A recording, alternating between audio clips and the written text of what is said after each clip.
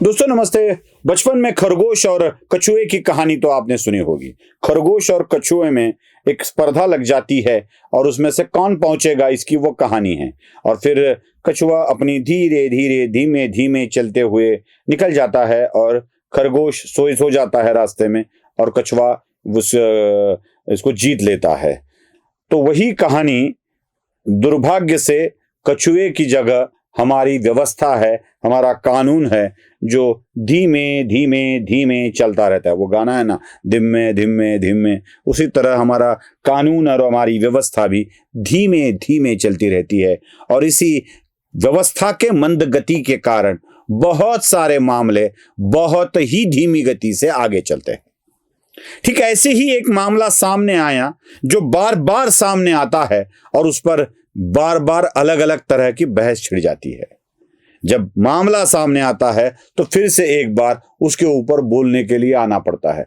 5 साल में ये मेरी भी दूसरी बार है इस मामले में मैं आपके सामने प्रस्तुत हूं। दूसरी बार इसी मामले को लेकर प्रस्तुत हूं। बहुत साल पहले आया था और फिर उसी मामले को अब क्या हो रहा है ये बता रहा हूं। नेशनल हेराल्ड वाला मामला है। नेशनल हेराल्ड वाले मामले में एक धीमे धीमे तरीके से एक और कृति हो गई है और वो है नेशनल हेराल्ड की लगभग 700 करोड़ रुपए की प्रॉपर्टी ईडी ने जब्त कर ली है। जैसे ही प्रॉपर्टी जब्त हो गई वैसे ही हल्ला मच गया कि देखो देखो किस तरह से राजनीतिक दृष्टि से इस मामले को देखा जा रहा है। कांग्रेस को चुप कराने के लिए, कांग्रेस की आवाज को दबाने के लिए इस मामले को उठाया जा रहा है, इसीलिए प्रॉपर्टियों को जब्त किया जा रहा है। यह सारी बातें बोली जा रही है और मीडिया तो मीडिया है भाई, उसको तो बीजेपी अगर कुछ कर रही है तो उसको ठोकना आवश्यक हो जाता है। अब आप सब लोगों ने मिलकर हमें बीजेपी का समर्थक बना ही दिया है तो चलो बन जाते हैं बीजेपी के समर्थक और बता देते हैं असली कहानी क्या है। मैं बता दूं, मैं आपको हम आपको बीजेपी के समर्थक लगते हैं तो लगने दो, कोई दिक्कत नहीं है। किसको क्या लगता है इससे हमारा कुछ लेना देना नहीं है। जो सच है वही बताना है। अगर यही कल बीजेपी की सच बताने की बारी आई तो वो भी बता देंगे। चलो ये खुलासा करने की जरूरत नहीं, ये मामला क्या है उसका खुलासा कर देते हैं। दरअसल ये मामला एक पार्टी और 2 कंपनियों के बीच में है। मामला सीधा है, बहुत सीधा है और इसके आखिरी में मैं आपको असल बात बताने वाला हूं।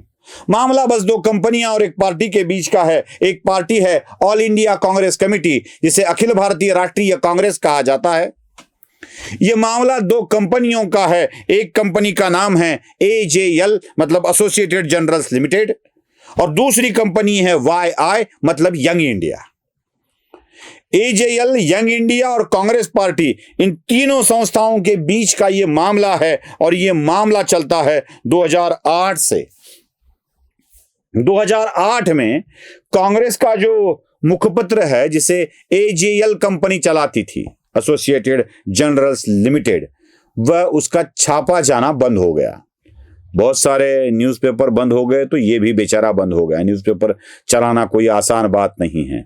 चाहे कांग्रेस की विचारधारा हो, चाहे संघ की विचारधारा हो, चाहे बीजेपी हो या चाहे कम्युनिस्ट हो या चाहे समाजवादी हो, अपने अपने नियतकालिकों को चलाना उनके लिए बड़ा मुश्किल है। अगर आसान होता तो तरुण भारत कब का बड़ा हो चुका होता। अगर आसान होता तो पंचजन्य बहुत ही चलता। अगर आसान होता तो विवेक की तो वारे न्यारे हो जाते। अगर आसान होता तो साधना बहुत अच्छी तरीके से चलता। अगर आसान होता तो कम्युनिस्टों का न्यूज़पेपर डंके की चोट पर चलता। अगर आसान होता तो यंग इंडिया या नेशनल यंग इंडिया भी चलता, नेशनल हेराल्ड भी चलता। हमारे यहाँ कांग्रेस का एक लोकल हेराल्ड है, एक मत नाम से चलता है, वो भी चलता, लेकिन वो भी बंद हो गया। न्यूज़पेपर चलाना भाई इतनी आसान बात नहीं है। ये AJL कंपनी को भी न्यूज़पेपर चलाना आसान नहीं हुआ। लेकिन AJL कंपनी क्या थी? AJL कंपनी स्वातंत्र्य सैनिक, कुछ लोग, कांग्रेस का भला चाहने वाले, समाज के गणमान्य व्यक्ति, इन्होंने इस कंपनी में अपनी पूंजी शेयर्स के तौर पर लगा दी थी। इसी शेयर्स को लेकर ये AJL पेपर चलाती थी और सरकार ने बहुत सारी जमीन भी दे रखी थी। क्योंकि कांग्रेस की सरकार चलती थी, तो सरकार को जब चाहे बहुत सारी जमीनें, कमर्शियल प्रॉपर्टीज भी एजेएल को नेशनल हेराल्ड का दफ्तर चलाने के लिए दी गई थी। अब जब 2008 में नेशनल हेराल्ड बंद हुआ तो कांग्रेस को लगा कि भाई इस पेपर को हमें चलाना चाहिए, तो कांग्रेस ने एक निर्णय लिया और एजेएल को 90 करोड़ 25 लाख रुपए समथिंग कुछ अमाउंट का कर्जा दे दिया। 90 करोड़, बहुत बड़ा कर्जा कांग्रेस ने एजेएल को दे दिया। और एजेएल को कर्जा देने के बाद 2008-9 में वो कर्जा दे दिया और नेशनल हेराल्ड अपने आप को चलाने की कोशिश करने लगा, चला नहीं, कोशिश करने लगा। इसी बीच और एक कंपनी की स्थापना हुई जिसका नाम था यंग इंडिया। देश के नौजवानों को राष्ट्रभक्ति से काम करने के लिए प्रेरित करने के लिए इस कंपनी की स्थापना की गई, यंग इंडिया। 2 लोगों के उसमें 38% के शेयर थे। बस 5 लाख रुपए इस कंपनी का नेटवर्थ का शुरुआत करके चलाया गया था। 2 लोगों को 38% दे दिए गए थे और बाकी 2 लोग और भी अन्य इसमें थे। मैं आखिरी में इस मुद्दे पर आने वाला हूं। बस यंग इंडिया की स्थापना की गई मात्र 5 लाख रुपए में। कांग्रेस पार्टी ने कुछ दिनों बाद एजेएल कंपनी को लिख दिया, बता दिया कि आज से यह आपका कर्जा कांग्रेस पार्टी को नहीं चुकाना है बल्कि यंग इंडिया को चुकाना है और हम यह कर्जा यंग इंडिया से ले लेंगे पैसे। मात्र हमें 50 लाख दे दीजिए, बाकी जो भी अमाउंट होगी 89 करोड़ 25 लाख या कुछ समथिंग जो अमाउंट हो रही थी वो अमाउंट वो आप यंग इंडिया को दे दीजिए। लिख दिया इन्होंने कहा कि हम यंग इंडिया से पैसे ले लेंगे, अब हमारे कर्जदार आप नहीं हो, यंग इंडिया है।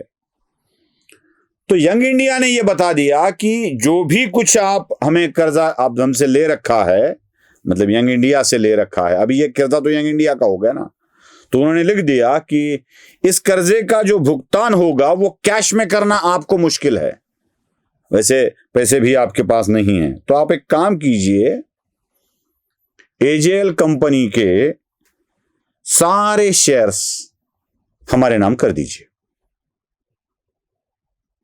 90 करोड़ के कर्जे के खातिर।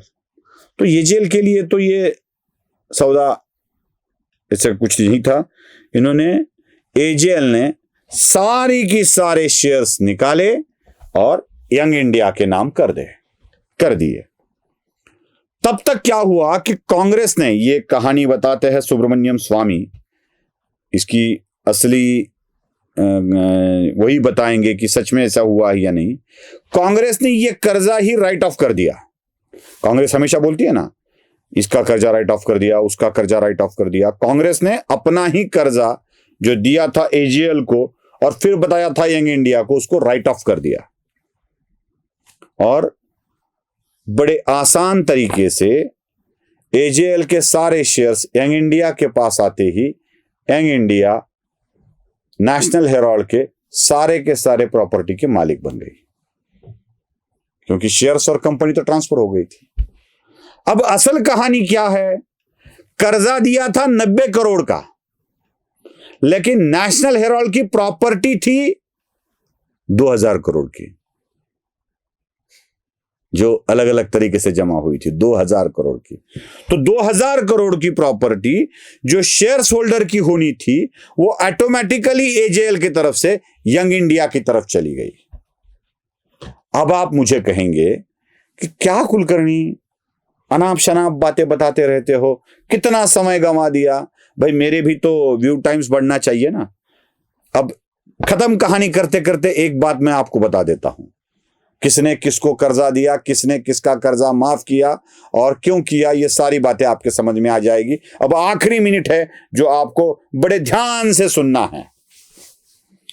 कांग्रेस पार्टी के उस वक्त के प्रमुख थे सोनिया गांधी, राहुल गांधी, ऑस्कर फर्नांडिस, मोतीलाल वोरा। इन्होंने एजेएल कंपनी को कर्जा दिया था। एजेएल कंपनी के उस वक्त के प्रमुख थे सोनिया गांधी, ऑस्कर फर्नांडिस, मोतीलाल वोरा।